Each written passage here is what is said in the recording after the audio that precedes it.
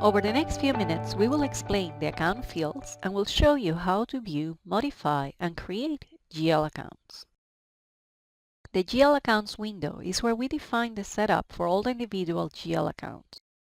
For each account, we can define the account type, the account group, and other account details.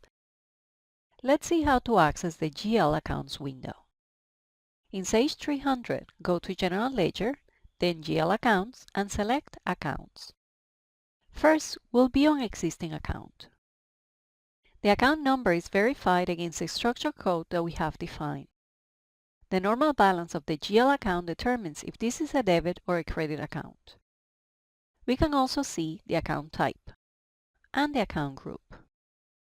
We can select whether we want to post in detail or in consolidated format when creating transactions for this account.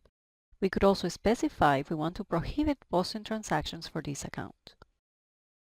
Selecting the Control Account checkbox allows you to link this account to a subledger module, limiting postings to this account. For example, the Accounts Receivable account will be marked as a control account and linked to the Accounts Receivable module.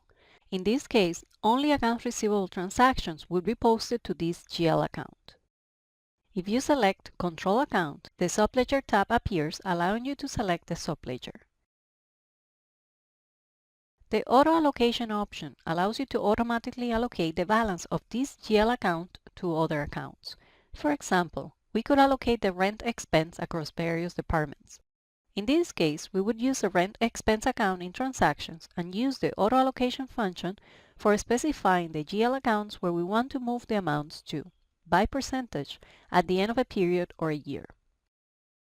When we run an allocation batch in the General Ledger, Sage 300 will divide, or allocate, the balances according to the percentages entered in the Allocation tab.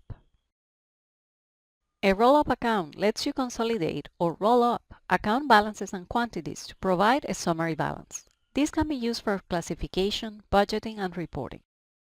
If we select Roll Up, the Roll Up tab appears. We can then define which GL accounts will roll up into this GL account. If we want to track non-financial units, like quantities or statistics, select Maintain Quantities, then enter the units to track. If you made any changes to the account, click Save to keep them. Let's now look at how to add a new account. Click New. We enter the number and description, and select the structure code, the normal balance, and the account type.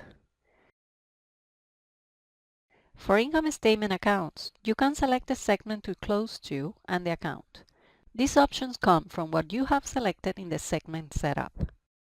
Then, we can enter or select the information for other account fields. Once all the information is entered, click Add. If needed, you could also delete GL accounts from here. Please note that you can only delete General Ledger accounts if they are not referenced in transaction history. Now please pause this video and open the document with the exercises. This document can be found in your learning package on Sage University. In order to practice reviewing and adding accounts, complete exercise 7 from the General Ledger lesson.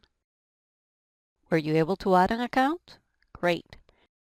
Congratulations! You now know the account fields and how to view, modify, and create GL accounts.